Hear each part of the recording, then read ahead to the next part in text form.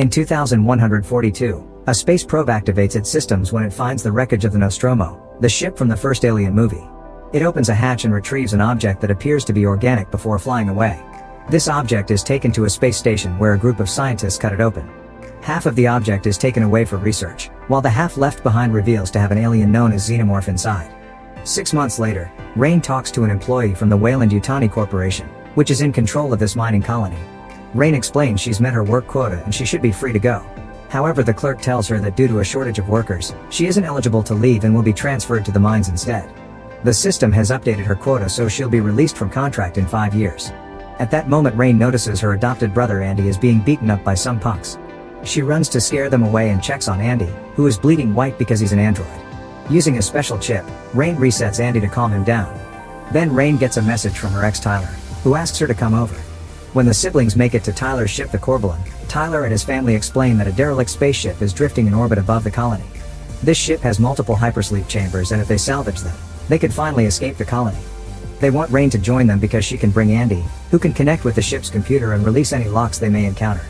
Soon the Corbelan takes off and Tyler's cousin Bjorn shows off a neat fire trick with his lighter. The ship shakes a lot because of the ongoing storm, but once they manage to fly above the clouds, it's smooth sailing. When they finally find the derelict ship, they're surprised to discover it's a whole station. It's also closer to the rings than they thought, and they calculate it'll crash in 36 hours. However, Tyler tells them not to worry because they should be in and out in 30 minutes. In private, Rain asks Andy if he's sure he wants to continue, and Andy says yes because he only has one directive programmed by her dad, to make Rain happy. Once the ship connects to the station, Tyler, Bjorn, and Andy go aboard with a temp scanner. Andy puts his finger inside the first lock and the trio gets inside, although they have to move through a very narrow passage. The station's artificial gravity goes through a purge every few minutes, meaning it's constantly turning on and off. Eventually the group leaves the passage and floats into a room where they find the pods. At that moment the gravity goes off and Bjorn falls, so Andy accesses the station's computer to turn on the power and get gravity under control. Next they check on the pods, but unfortunately they discover they don't have enough fuel to last the 9-year trip to the nearest planet. Tyler ejects the pods for the Corbelan to pick up while he and his partners go looking for more fuel. Bjorn's sister Navarro pilots the Corbelan and picks up the pods with no issues. While Rain takes care of Tyler's sister Kay because she's throwing up, Navarro goes to check on the pods. Once they're alone, Kay admits she's pregnant and asks Rain to keep the secret. In the station, the trio is still searching when suddenly they hear a recording talking about the station. Just like the mines, it belongs to the Weyland-Yutani Corporation. The station is named Renaissance and is divided into 2 parts, Romulus and Remus. Paintings on the walls confirm the names come from the famous myth. While they look around, Bjorn gets annoyed by Andy's presence because he hates androids, so he reveals Andy can't come with them when they leave. Tyler is sad to confirm this, explaining the planet they'll go to doesn't allow androids. However, Andy says it's fine because what's best for Rain is what's best for him. Moments later the trio makes it to a deserted yet active lab. Bjorn finds a stun rod and while he plays around with it, he almost falls into a hole in the ground, but Andy grabs him just in time. They also find a damaged android and notice both he and the hole were destroyed by some kind of chemical spill. The boys keep going until they get to the cryo chamber, where the door only opens halfway. The gap is big enough for them to come in and they discover the room is flooded. Tyler and Bjorn attempt to retrieve the fuel from the compartment, only for Bjorn to freeze his fingers in the process. At that moment an alarm goes off and the door closes, leaving them trapped.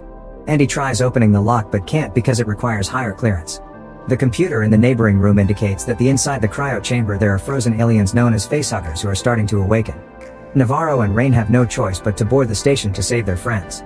Rain finds the destroyed android and wants to check if she can transfer its credentials to Andy. The android wakes up and tries to attack Rain, so Navarro quickly removes its module to shut it down. The girls run to the lab and give the guys the module through a narrow gap on the door. Tyler puts the module inside Andy, who freezes while he reboots. At that moment the facehuggers finish awakening and come out of the pods to hit in the water. A facehugger finds Bjorn and grabs his leg, making him fall. Then the alien jumps on his face, but Bjorn manages to pull it off and throws it against the door. At the same time Tyler dodges a facehugger in the water, but there's another one climbing on Andy who makes a jump and lands on Tyler's face. As it tries to insert its appendage into Tyler's mouth, Bjorn uses the stun rod to make the alien fall off. An unconscious Tyler falls into the water while the facehugger attacks Bjorn, who manages to defend himself. Rain tries to open the door by force but Navarro refuses to help because she's afraid the aliens will escape. Bjorn continues to fight the aliens while a facehugger goes after Tyler, who is now waking up. Thankfully Andy also awakens and grabs the alien by the tail to kill it by throwing it at the lights. Then Andy touches the lock and this time the door does open, so the guys immediately escape. Unfortunately, a gap is left and the facehuggers work together to open it again. The alien horde starts chasing the humans, who run into another room and lock the door. A facehugger manages to cross through before the door closes and lands on Navarro's face. The others rush to help her, but it's too late. The facehugger has its tail around her neck. If they try to remove it by force, it'll kill her. To everyone's shock, Andy starts explaining that the alien is sharing oxygen with Navarro to keep her alive. He sounds more intelligent and less nervous than before. Rain realizes the new module is doing this, but Andy stops her from removing it, saying he's been updated. He doesn't know how to remove the facehugger safely, so he proposes to turn on the destroyed android. They connect him to the computer, and when he awakes, he introduces himself as Science Officer Rook. He tells them they should kill Navarro because the facehugger is implanting an alien inside her, so it's too late to save her. It turns out this station is the ship that found the Nostromo's wreck, and its entire crew was killed by the xenomorph, which is now hanging dead from the cables in the hull. It was its acid that caused all the damage too. Rook sealed the station after the alien died, but it was too late. Then Rain has an idea. They should try using the cryonic liquid to freeze the facehugger. Tyler shoots the liquid at the alien, and as soon as its tail loosens up, they remove it from Navarro's face. Tyler tries to kill it, however the facehugger escapes through the hole in the ground. Everyone is glad to see Navarro is fine, but Rook warns them there's a 60% chance of an alien being inside her. Andy tells the group they shouldn't take Navarro back, so Bjorn hits him with the rod to send him flying. Rain stays to help him, and Bjorn uses the chance to run with Navarro. Suddenly Andy hears something and rushes to the corridor to discover Bjorn is sealing the doors. Andy grabs a door to try to keep it open, so Bjorn runs to the next one and closes it quickly. This leaves Andy, Rain, and Tyler trapped in the station. Navarro detaches the Corbelan from the station, but before it can go far, she starts feeling sick. She uses a special light on her body and discovers she has an alien inside like Rook predicted. Then Navarro starts having a seizure, and an alien known as Chestburster bursts out of her body, killing her. Without a pilot, the Corbelan starts losing control and crashes against the station, causing a big explosion when it destroys a fuel tank. It also knocks Kay and Bjorn out. The ship keeps on floating and enters the station's hangar bay, where it breaks a window and causes a vacuum effect. Thankfully, the doors close just in time, but this has destabilized the station, and now it only has 47 minutes before it crashes on the planet's rings. Rain and Tyler are trying to find a way to cross the station and reach their ship, but when they're about to open a door, they find a bunch of facehuggers on the other side. Meanwhile, Rook checks the computer to make sure that something called ZO1 compound is still intact. Then it asks Andy for help, making him realize that the new module overrode his directive. Instead of helping Rain, his goal is to finish the station's mission for Weyland-Yutani. Then Andy reunites with Rain and Tyler and shares some information he got from Rook. The facehuggers can't see and find people by sensing their body temperature. This means they could raise the temperature in the room to match their bodies and become invisible. After Andy uses the thermostat to get the desired temperature, the trio starts crossing the room and has to make great effort not to react to the bodies they find in every corner. On the Corbelan, Kay wakes up and goes looking for her friends. In a corridor, she finds the skin that the chestburster left behind before making the cocoon that now hangs on the wall. At that moment, Bjorn finds her and makes her step back before inserting the rod into the cocoon to electrocute it until the alien's acid destroys the stick. This attack isn't enough, and the creature's tail comes out to slash Bjorn's face. Acid keeps pouring out and falls on Bjorn until it kills him. As a new xenomorph starts coming out of the cocoon, Kay rushes to the door but can't open it, so she calls Tyler. He's still in the room with the facehuggers, so he has to whisper instructions for her. Kay manages to find a key and opens the door to run away before the alien can reach her. Since she's keeping her eyes on the creature, she falls off the Corbelan hatch and lands hard on the station's hangar. All the noise coming through the mics alerts the facehuggers, who begin jumping to attack. The trio immediately runs away, and Tyler throws a flare on the ground so the facehuggers go after its warmth. The trick doesn't last long, and soon the aliens are chasing them again, so when Andy makes it to the door, he starts closing it.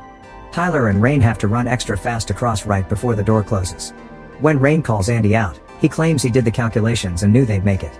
With only 30 minutes left before crashing, the sprinklers activate in the hangar bay and Kay wakes up.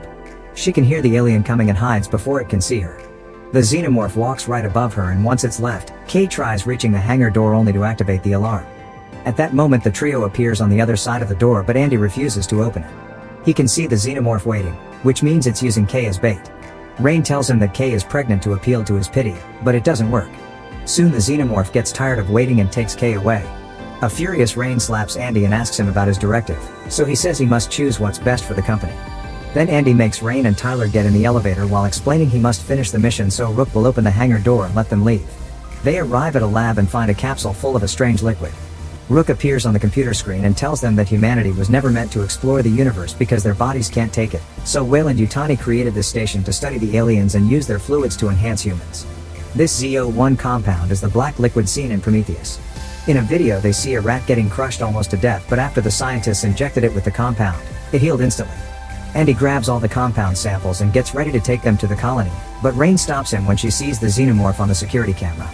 Then Andy gets 2 pulse rifles from a cabinet and gives them to Rain and Tyler, telling them to only shoot if it's absolutely necessary because if the alien bleeds acid, it'll cause a hull breach. The trio leaves the lab, unaware that the video is still playing. It turns out the rat mutated into the dead monster they saw inside a box. With only 20 minutes before impact, the trio begins crossing the station and finds lots of xenomorph resin, which means there's more than one around. When Andy turns on the lights in the next corridor, they're disgusted to see a full alien hive on the walls. Andy and Rain want to go back and find another corridor, but Tyler hears Kay's voice and rushes into the hive. Rain follows him and they see tons of bodies cocooned with the alien goo, including Kay's. The duo pulls her out and Andy appears to point out she hasn't been implanted yet because there's no dead facehugger at her feet. Her pulse is still very weak, so Andy offers a compound injection to help her. Before Tyler can use it, Rain stops him because she's wary of the substance and tells him Kay may survive if they take her to a cryo chamber. At that moment they hear a xenomorph screeching and approaching, so they run out of the hive into another room. There's another xenomorph there and it tries to stab Rain with its tail, but Tyler jumps in to protect her and gets stabbed instead.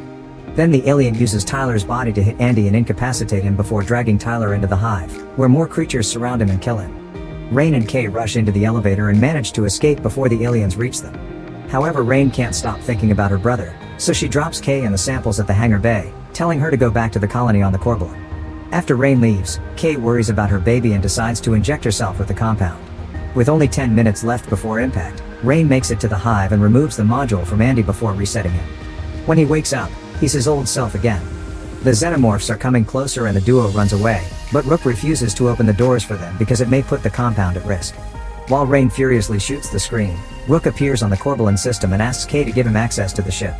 Rain disables the station's gravity and starts shooting at the xenomorphs. Now their acid blood floats around instead of falling on the hull. With Andy holding her down, Rain shoots every creature without mercy until all of them are dead. Then the duo starts navigating the corridors while carefully avoiding the acid. However, Rain almost crashes against it, so she shoots her rifle to force a fall. Eventually the duo makes it to the elevator shaft and plan to go up climbing since the elevator can't work without gravity. Andy makes a jump, but Rain can't move because a xenomorph grabs her leg. She immediately shoots its arm and begins floating up, unaware that the acid has created a hole in the door. Andy manages to hold onto the stairs while Rain tries to recover the rifle, which is floating away. At that moment the gravity goes through a purge and Rain falls. The elevator is also coming down, but thankfully Andy catches it. Before she can crash on the ground, a xenomorph grabs Rain with its tail. As Rain desperately grabs onto the stairs trying to escape, the lack of gravity makes all the acid in the corridor fall and damage the hull, creating a vacuum effect. This slows down the xenomorphs climbing the shaft at the same time that Andy lets go of the elevator, which goes down at great speed and crushes all the creatures. Rain is safe on the stairs, and when the elevator reaches the ground, it covers the hole and stops the vacuum. Unfortunately, there's a xenomorph left in the shaft and it approaches Rain together with a facehugger. At that moment Andy finds the rifle and comes down with open fire, killing both creatures in seconds. Suddenly the computer finishes the countdown and the station starts sliding on the rings. Andy and Rain finally make to the ship and find Kay unconscious. Rain immediately activates the ship's autopilot and the Corbelan manages to fly out of the station right before it fully crashes on the rings. Then Rain puts Kay in the cryopod and cuts the link to the station so Rook can't mock them anymore. He's destroyed when the station crumbles. Rain puts Andy to sleep before she starts getting a cryopod ready for herself. She notices a screen alerting her of critical vitals and opens the other pod to find Kay screaming. It turns out the compound accelerated her pregnancy and she now gives birth to a xenomorph-like cocoon. Rain immediately cuts the umbilical cord and takes it away to destroy it, but she has to drop it when she sees the acid. The cocoon opens, revealing a creepy baby inside. The acid burns through the floor and the cocoon lands in the cargo bay. When the ship detects that the cargo has been compromised, it shuts down the autopilot and changes it to manual. With a freezing ray in hand, Rain runs to the cargo bay and finds the cocoon empty, so she starts following the monstrous footprints. At the same time Andy wakes up and checks on Kay, who is producing a mucus-like substance instead of milk. Her now grown child appears and strikes down Andy before moving on top of its mother to feed, killing her. Rain shows up and tries to attack it, but the creature quickly disarms her and knocks her down. The broken freezing ray ejects frosty smoke that distracts the creature while Rain runs back to Andy, but he's too heavy to move. She sees the creature coming after her, so Rain runs away alone and locks the door behind her. The temperature is going down very quickly in this room too, thus Rain puts on a spacesuit to survive. As the creature starts forcing the door open, Rain jumps into the cargo bay and begins to disengage the manual locks, intending to eject the entire bay with the monster. She opens the first 3 locks very quickly, but before she can do the 4th, the creature strikes her down. Rain notices the cocoon nearby and tips it over, letting the acid melt through the floor. Her suit is attached to the ship with a rope so she doesn't float away when she falls, but when she starts climbing back, the creature grabs her head and cracks her helmet. Noticing it's holding onto the bay with its tail, Rain pulls at her rope and opens the last lock, ejecting the whole bay module and sending the monster to its death when it crashes on the rings. The ship is falling too close to the rings and the sensors reactive the autopilot, so Rain gets to climb back safely before the Corbelan flies away. Moments later, Rain places Andy's damaged body in a cryopod, removing his module and promising to fix him before entering a pod herself, hoping they'll reach a planet alive.